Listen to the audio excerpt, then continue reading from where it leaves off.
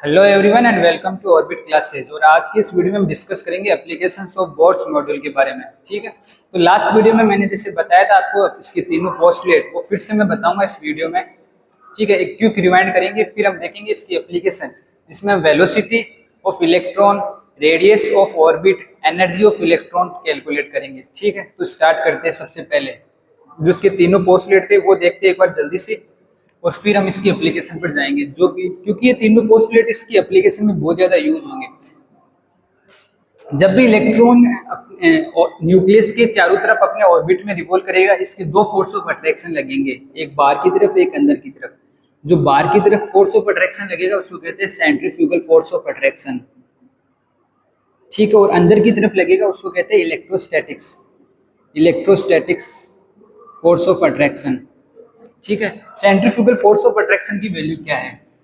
इसकी वैल्यू होगी mv²/r। ठीक है, और इलेक्ट्रोस्टैटिक्स फोर्स की जो हम फिजिक्स में इलेक्ट्रोस्टैटिक्स में पढ़ते हैं, इसकी वैल्यू होती है k(Q1Q2)/r²। यहाँ Q1 और Q2 क्या है? चार्ज। k क्या है? कांस्टेंट, जिसकी वैल्यू है 9 × 10⁹। ठीक है, r क्या है? रेडियस। सेम यहीं पर ये चीज यहाँ है। ठीक है, तो यहाँ Q1 और Q2 की वैल्यू क्या है? चार्ज। इसका चार्ज हमने Z माना और ये इलेक्ट्रॉन है E। ठीक है, ये वैल्यू यहाँ पुट कर देंगे। K चार्ज है Z एक और एक है E अपॉन r²। ठीक है, अब इन दोनों का मैग्नीट्यूड है, दोनों फोर्स का, वो इक्वल होगा। तो हमको जो फाइनल रिजल्ट मिला था वो मिला था mv²r इक्वल्स टू kZe²/r²। ठीक है, यहाँ से r² से एक r कैंसिल हो गया। ये फर्स्ट पोस्टुलेट से हमको मिला था। सेकंड पोस्टुलेट क्या था? जब एक इलेक्ट्रॉन रिवॉल्व करेगा तो उसके जो ऑर्बिटल एंगुलर ऑर्बिटल मोमेंटम है उसकी वैल्यू एक इंटीग्रल मल्टीपल की इक्वल होगी। ठीक है, सेकंड पोस्टुलेट से हमको मिला था mvr जो कि एंगुलर मोमेंटम, mvr जो कि एंगुलर मोमेंटम, इसकी वैल्यू होगी इंटीग्रल मल्टीपल nh/2π के इक्वल। ठीक है, ये फर्स्ट पोस्टुलेट है, ये सेकंड पोस्टुलेट। थर्ड पोस्टुलेट क्या है? थर्ड पोस्टुलेट में ये था कि इलेक्ट्रॉन जब भी रिवॉल्व करेगा अपने ऑर्बिट्स में तो उसकी एनर्जी सेम रहेगी, जब तक सेम रहेगी जब तक कोई फोटोन एब्जॉर्ब ना कर ले या फिर कोई फोटोन इमिट ना कर ले। ठीक है, ये था थर्ड पोस्टुलेट। ठीक है, मेनली ये दो सेकंड पोस्ट, फर्स्ट और सेकंड पोस्टुलेट है, ये एप्लीकेशंस में यूज होंगे बोर्ड्स की। ठीक है, तो अब देखेंगे एप्लीकेशन ऑफ बोर्ड्स, जो कि पहले हम कैलकुलेट करेंगे radius of orbit, radius of orbital. ठीक है, तो रेडियस कैलकुलेट करेंगे इन दोनों पोस्टुलेट्स की हेल्प से। ठीक है, तो इन दोनों, इसको इक्वेशन फर्स्ट ले लेते हैं, इसको इक्वेशन सेकंड ले लेते हैं। ठीक है, अब इन दोनों इक्वेशंस का यूज करके रेडियस कैलकुलेट करेंगे। तो इक्वेशन सेकंड से हम v की वैल्यू यहाँ से इक्वेशन सेकंड से लेके v² में पुट कर देते हैं। तो v की वैल्यू क्या है? यहाँ nh/2πmr,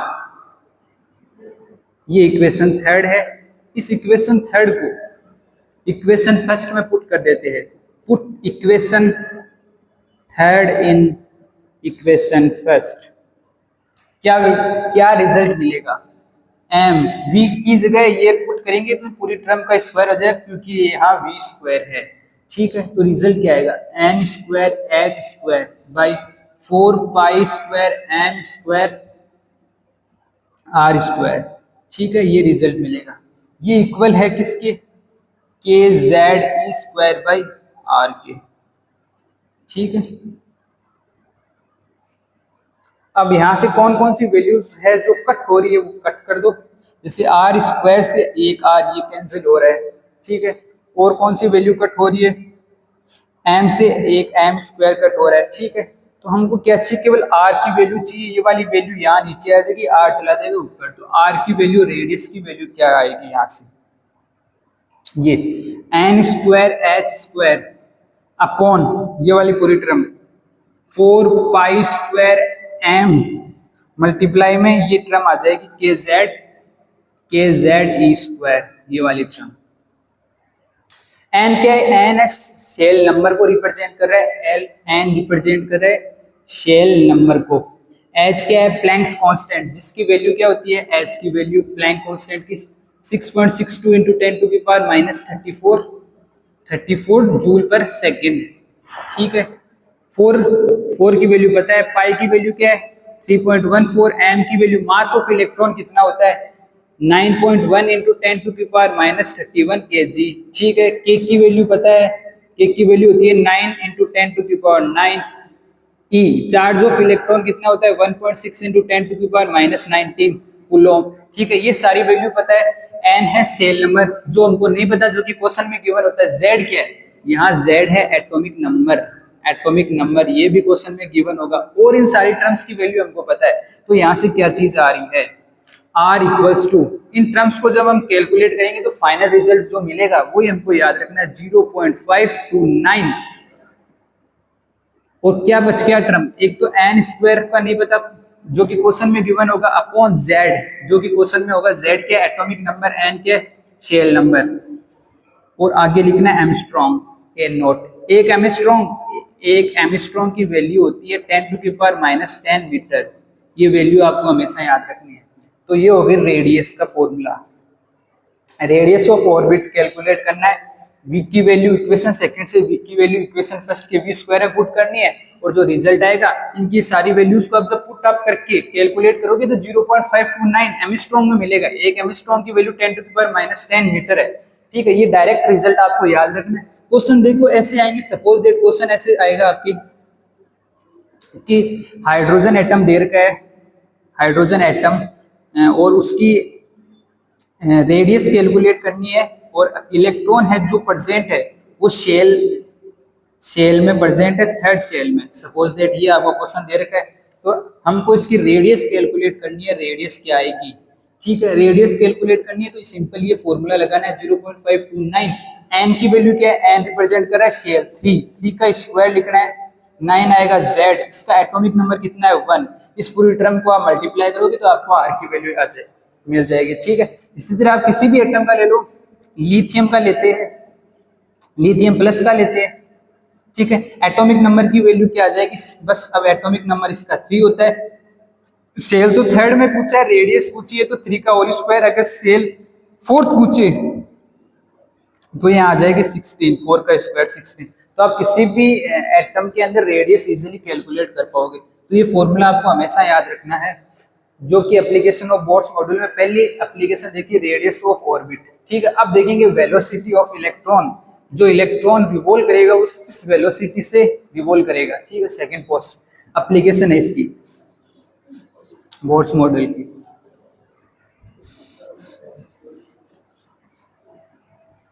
अगर आपको पोस्टुलेट्स में प्रॉब्लम आ रही है तो आप लास्ट वाला वीडियो देख सकते हो, लिंक डिस्क्रिप्शन में मिल जाएगी।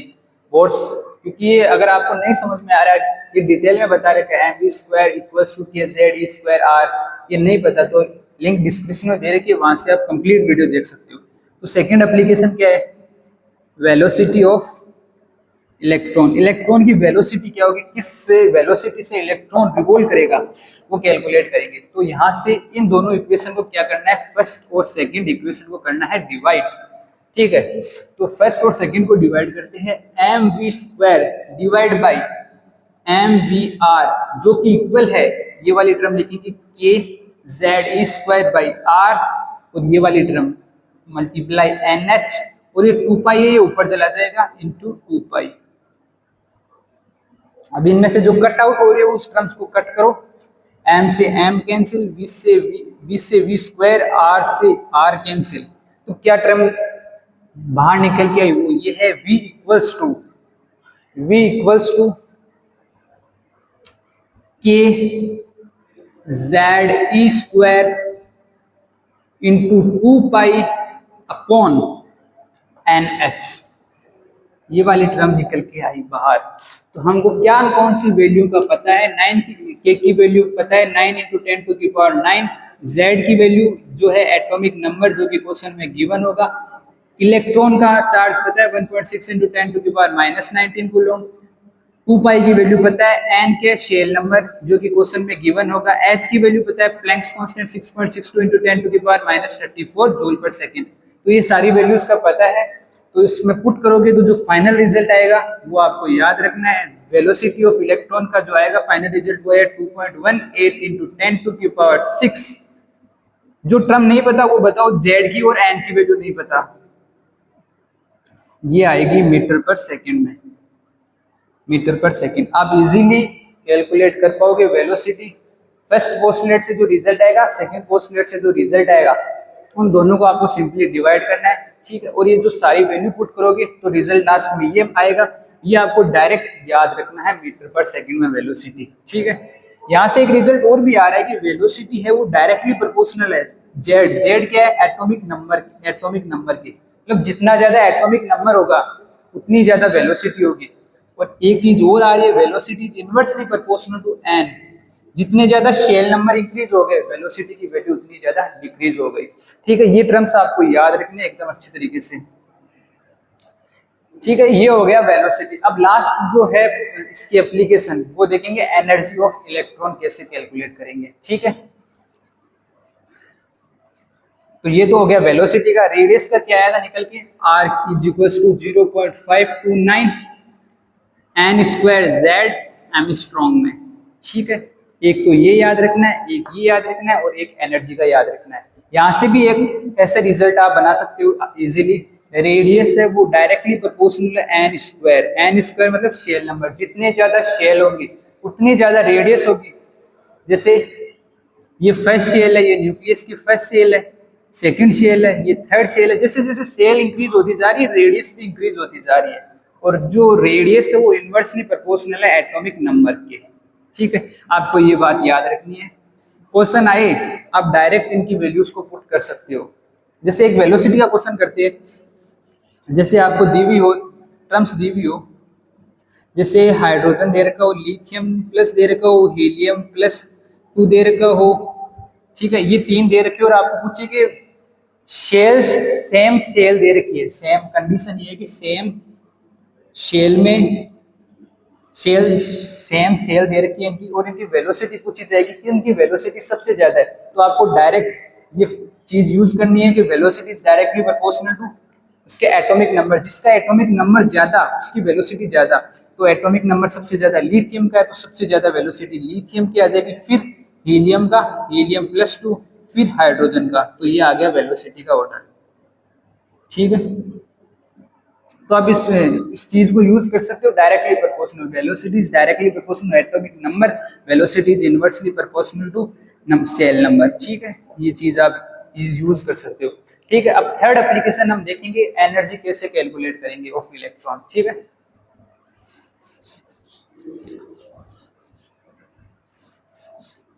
आपको ये डायरेक्ट रिजल्ट याद रखने हैं वेलोसिटी के और रेडियस के, ठीक है। Third postulate, energy of electron. Electron जब रिवॉल्व करेगा तो उसकी एनर्जी क्या होगी, ठीक है।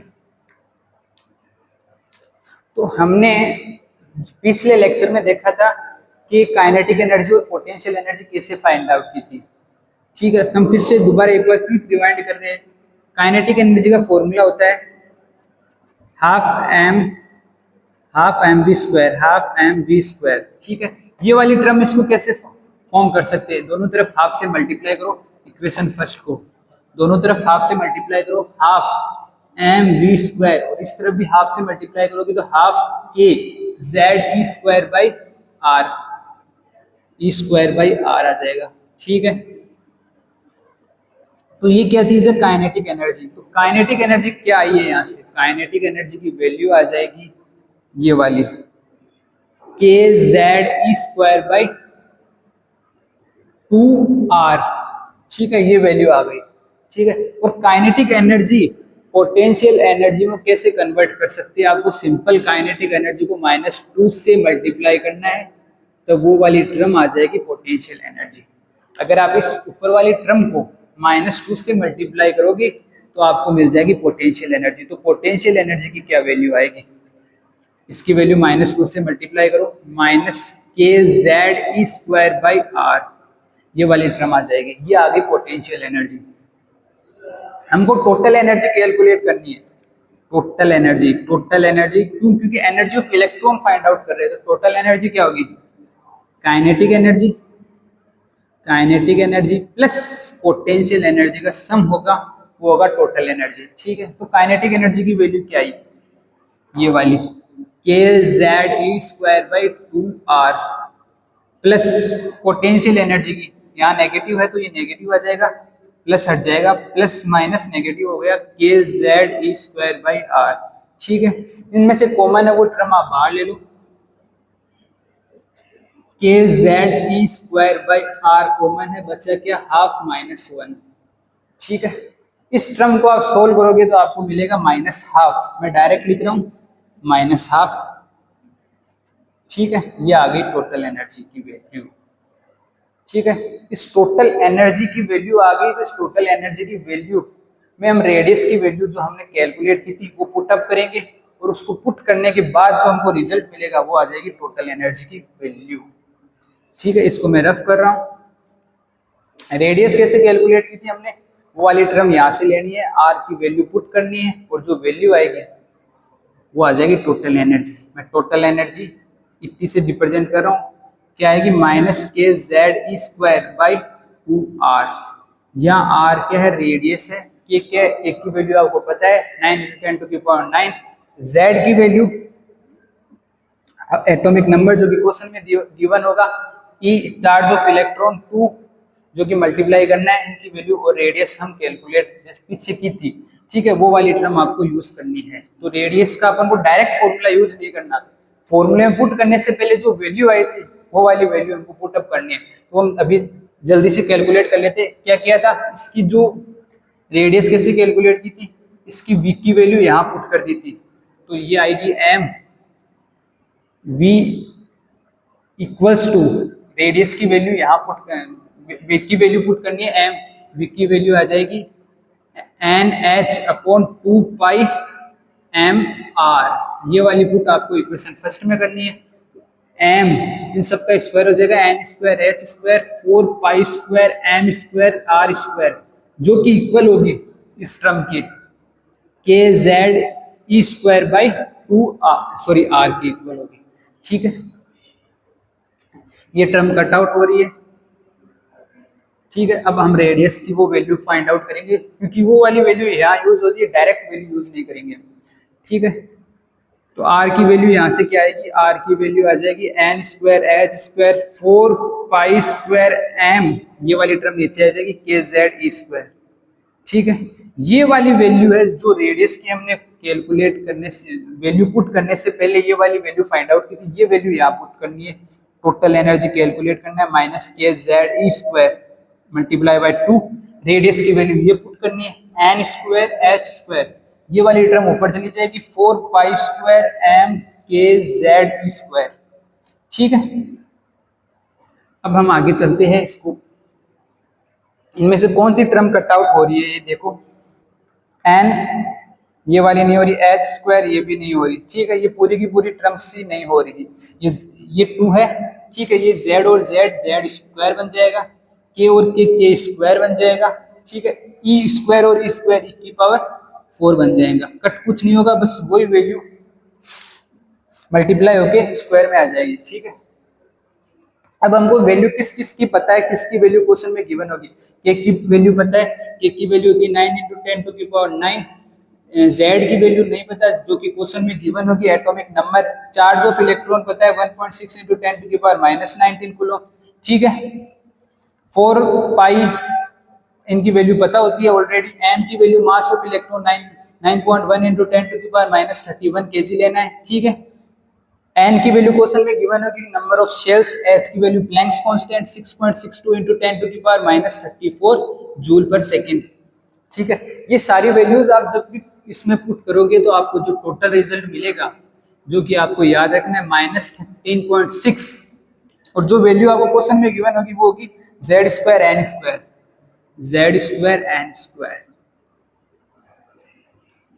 इलेक्ट्रॉन वोल्ट पर एटम, इसकी यूनिट। ठीक है, तो जो वैल्यू जैसे आपको जेड की वैल्यू तो क्वेश्चन में गिवन होगी, एन की वैल्यू भी इस क्वेश्चन में गिवन होगी, आपको डायरेक्टली वो वैल्यू पुट करनी है, एनर्जी आप इजीली कैलकुलेट कर पाओगे। तो ये बोर की तीनों एप्लीकेशन देख ली। सबसे पहले हमने क्या देखा, रेडियस ऑफ ऑर्बिट कैलकुलेट किया, फिर वेलोसिटी ऑफ इलेक्ट्रॉन, फिर एनर्जी ऑफ इलेक्ट्रॉन कैलकुलेट किया। ठीक है, यहाँ से क्या रिजल्ट आ रहा है, energy is directly proportional to Z square, energy is inversely proportional to n square.